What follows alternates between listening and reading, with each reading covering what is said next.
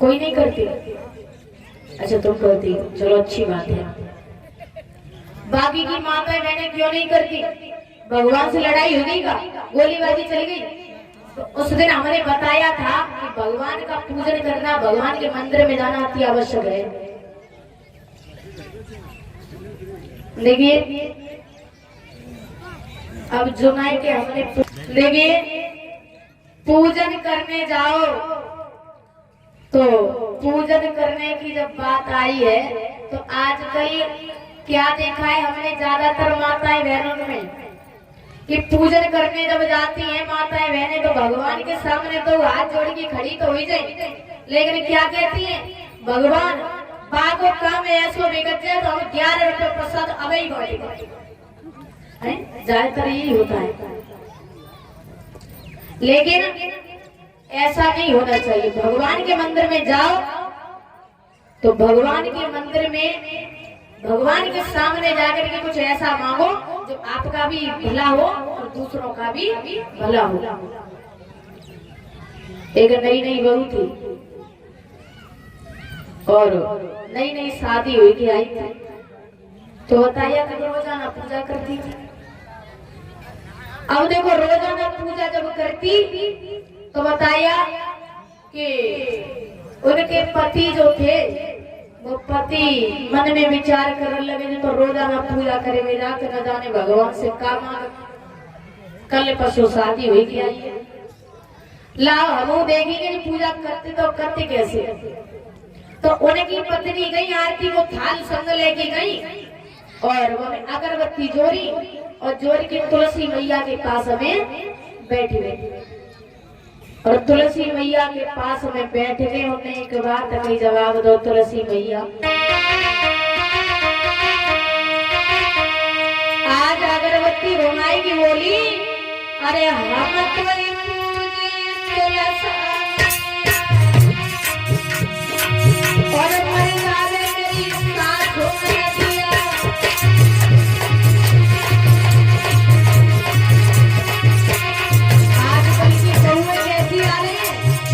और अगरबत्ती जोड़ी और जोड़ी की बोली माँ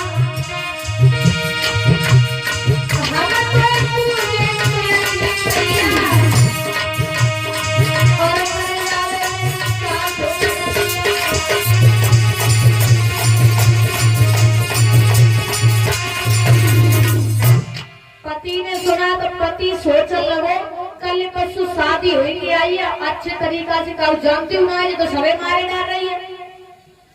पति कहने लगे चलो कोई बात नहीं, अब जब इलाज तो हमें निकालने पड़े। पति कहने लगे देखो आज से हम पूजा करें। पत्नी कहने लगी महाराज पूजा करवे तो बड़ी अच्छी बात है, तो पूजा करो को मने करो। पति कहने लगे चलो ठीक है। तो पति जो थे बाहर गए और बाहर से ऊंट कटारे का पेड़ो ले आए, आंगन में धर और आंगन में धर के अगरबत्ती जराए के उन्हें एक बात कही, जवाब दो सुनो, अरे हम तो पूजी ऊंट कटारो और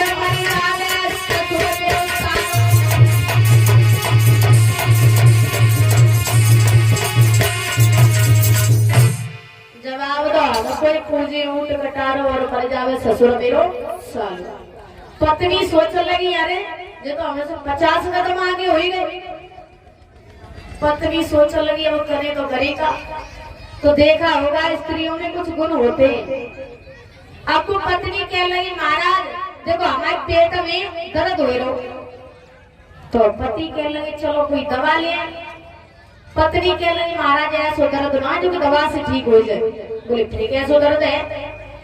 कहने लगी महाराज जो दर्द हमारे पहलू बहुत हो, तो हमारे पिताजी नौआ की दुकान पे गए, मूछे मुड़वाई, चांद घुटवाई, पेट को दर्द बंद। पति सोचने लगे बड़ी फन्ना फंसे, अब करे तो करेगा। कहने लगे चलो कोई बात ना है। अब पति नौआ की दुकान पे पहुंचे, लेकिन आजकल तो देखा होगा हमारे जो भैया लोग हैं उनकी फैशन की कुछ मत पूछो। बालों की कटिंग देखो 4 इंची तक बीच में फैलाई हो, पैंट देखो हमेशा कमर से नीचे। देखा होगा। लेकिन फैशन भी इतनी करो जो कि आप कर भी लो और कोई समझ भी नहीं पाए। अब नरुआ की दुकान पे पहुंचिए। नरुआ की दुकान पे पहुंचने के बाद में पूछे मुड़वाई चांद उठवाई और अपने घर के लिए चल गए। अब जैसे ही घर के लिए चले, पत्नी ने जो दूर से देखा तो पत्नी बड़ी खुश हुई और चिल्लाई की का बोली कि मैंने अपनी तेज जनवाई और पलम की मूछे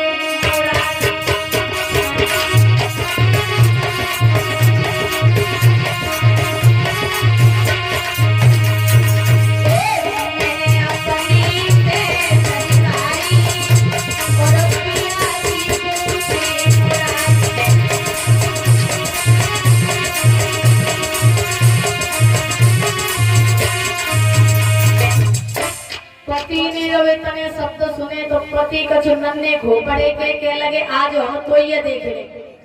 पति मूछे मुड़ी में चांद घुटी में ससुराल में पहुंच गए। अब ससुराल में पहुंचे, उनके जो साले थे उन्हें देखा, जवाब दिया जीजा जी राम राम। बड़े उदास नजर आ रहे हो, बात क्या है? जीजा जी कह लगे क्या बताएं साले साहब, बात कुछ ऐसी है। घर में जो बड़े बूढ़े दादाजी थे वो चले बसे, तो हमारे आंखों का चुनिया में जैसे हम तुम्हारे जहाँ आए बिल्कुल वैसे तुम हमारे जहाँ चलो। 5 साले थे और छठा ससुर। मूछे मुड़वाई चांद घुटवाई और चले। लेकिन बताया जिस समय चले हैं तो हाईवे जैसे मील चले। अब लेकर के अपने घर पहुंचे तो दूर से उनके पति ने आवाज लगाई, क्या बोले? अरे बाहर करके देख लो और मुड़ियन की पलट नहीं आई।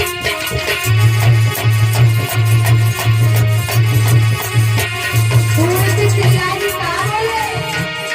बाहर करके देख लो और मुड़ियन की पलट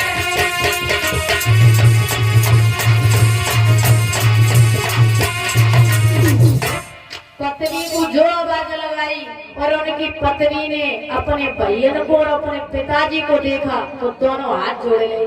जवाब तो महाराज अब हमें माफ कर दो, अब हमें ऐसी पूजा करूं करवे भाई। परीक्षित महाराज